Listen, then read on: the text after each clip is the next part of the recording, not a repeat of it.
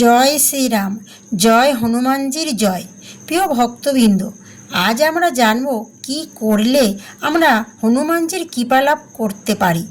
জীবনের দুঃখ, কষ্ট, ভয় এইসব আমাদের ছেড়ে যায় না, কিন্তু একজন ভক্ত যদি সত্যিকারের মন থেকে হনুমানজিকে স্মরণ করে তাহলে অসম্ভবও সম্ভব হয়ে যায়। মনে রেখো, ভগবানের নামই সব শক্তি। প্রতিদিন সকালে উঠে যদি তুমি একবার বলো জয় হনুমানজি, তাহলে তোমার দিনটা শুভ হয়ে উঠবে। আর যদি নিয়ম করে পাঠ করো হনুমান চাল্লিশা, তাহলে জীবনের বড় বড় বিপদও দূরে সরে যাবে। কারণ হনুমানজি নিজেই বলেছেন, যে ভক্ত আমার নাম জপ করে আমি তার পাশে থাকি। বন্ধুরা, শুধু প্রার্থনা করলেই হবে না, তোমাকে মানুষের সেবা করতেও হবে। যখন তুমি কোনো অসহায় মানুষকে সাহায্য করো, তখন তুমি সরাসরি হনুমানজির সেবা করছো। এক গ্লাস জল, একটুখানি সাহায্য, এগুলোই তোমাকে ঈশ্বরের কাছে নিয়ে যায়। তুমি কি ভয় পাও? ভবিষ্যৎ, টাকা, সম্পর্ক এইসব নিয়ে চিন্তা করো না। তাহলে আজ থেকেই বলো, হনুমানজি আমার সাথে আছেন। তিনি হলেন শক্তির দেবতা। যেখানে ভয়, সেখানেই তার নাম নাও, দেখবে তোমার ভয় ধীরে ধীরে চলে যাচ্ছে। মনে রেখো, মিথ্যা, প্রতারণা, অন্যায় এগুলো করলে কখনো ভগবানের কৃপা পাওয়া যায় না। হনুমানজি ভালোবাসেন সেই ভক্তকে যে সত্য কথা বলে, যে অন্যায়ের বিরুদ্ধে দাঁড়ায়, যে নিজের চরিত্রকে পরিষ্কার রাখে। সবচেয়ে বড় জিনিস কি জানো? বিশ্বাস। যদি তোমার বিশ্বাস থাকে তাহলে অসম্ভব কিছু নেই। যেমন হনুমানজি সমুদ্র পার করেছিলেন শুধু শ্রীরামের নাম নিয়ে। তাই বন্ধু, আজ থেকেই শুরু করো। প্রতিদিন নাম জপ করো, মানুষের সেবা করো, ভয়কে জয় করো, সৎভাবে জীবনযাপন করো, আর অটল বিশ্বাস রাখো ভগবানের প্রতি।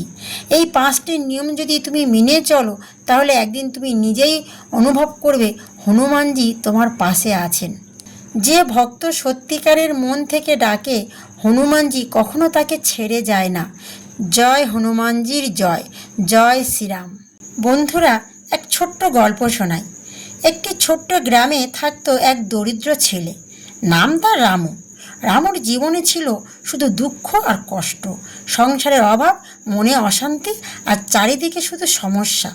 একদিন সন্ধ্যাবেলা গ্রামের পুরনো মন্দিরে বসে রামু কাঁদছিল। তখন এক বৃদ্ধ সাধু সেখানে এসে তাকে জিজ্ঞেস করলে, বাবা, কাঁদছো কেন? রামু বলল, আমার জীবনে কিছুই ভালো হচ্ছে না বাবা, আমি কিভাবে শান্তি পাবো? সাধু হেসে বললেন, তুমি কি কখনো ভগবান হনুমানজির নাম নিয়েছো? রামু বলল, না বাবা, আমি তো কিছুই জানি না। তখন সাধু তাকে বলল, হনুমানজি হলেন শক্তি, ভক্তি আর সাহসের প্রতীক। তুমি যদি সত্যিকারে মন থেকে তাকে ডাকো, তিনি নিশ্চয়ই তোমার জীবনে আলো আনবে। সেদিন থেকে রামু প্রতিদিন সকালে উঠে জয় হনুমানজি জপ করতে শুরু করলো। সে শিখলো হনুমান চাল্লিশা পাঠ করতে। প্রথম কিছু হচ্ছিল না, কিন্তু ধীরে ধীরে তার মনে শান্তি আসতে লাগলো। তাই বন্ধুরা, প্রতিদিন ভগবানের নাম জপ করলে মন পরিষ্কার হয়। একদিন রামু দেখল গ্রামের এক বৃদ্ধ খুব কষ্টে পানি তুলছে। সে নিজের কাছ থেকে তাকে সাহায্য করলো। সেদিন রাতে সে স্বপ্ন দেখল এক বিশাল শক্তিশালী রূপ দাঁড়িয়ে আছে সামনে। তিনি আর কেউ নন, হনুমানজি। হনুমানজি বললেন, যে অন্যের সেবা করে আমি তার সাথেই থাকি। তাহলে বন্ধুরা, নিঃস্বার্থে সেবা করলে হনুমানজি খুশি হন। এরপর রামু সবসময় ভয় পেত, অন্ধকার, দারিদ্র, ভবিষ্যৎ।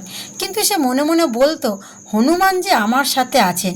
একদিন সে বড় বিপদের মুখোমুখি হলেন, কিন্তু ভয় না পেয়ে সাহস কাজ করল। ভগবানের ওপর ভরসা রাখলে ভয় দূর হয়। রামু কখনো মিথ্যা বলতো না, অন্যায় করতো না। ধীরে ধীরে তার জীবন বদলাতে লাগলো। মানুষ তাকে সম্মান করতে শুরু করলো। সৎ জীবনযাপন করলে ঈশ্বরের কৃপা আসে। একদিন গভীর রাতে রামু আবার স্বপ্ন দেখল। হনুমানজি বললেন, বাবা, তুমি এখন সত্যিকারের ভক্ত হয়ে উঠেছ। তোমার জীবনে আর কখনো অভাব থাকবে না। পরের দিন থেকেই রামু জীবনের সম্পূর্ণ বদলে গেল। সে শুধু ধনী হলো না, তার মন ভরে গেল শান্তিতে। হনুমানজির আশীর্বাদ পেতে যা করতে হবে, প্রতিদিন নাম জপ, বা হনুমান চাল্লিশা। নিঃস্বার্থ সেবা, ভয় না পেয়ে সাহসী হওয়া, সত্য ও সৎ পথে চলা, ভগবানের ওপর সম্পূর্ণ বিশ্বাস রাখা। জয় শ্রীরাম। যদি তুমি মন থেকে একবার ডাকো, হনুমানজি অবশ্যই তোমার পাশে থাকবে। জয় হনুমানজি।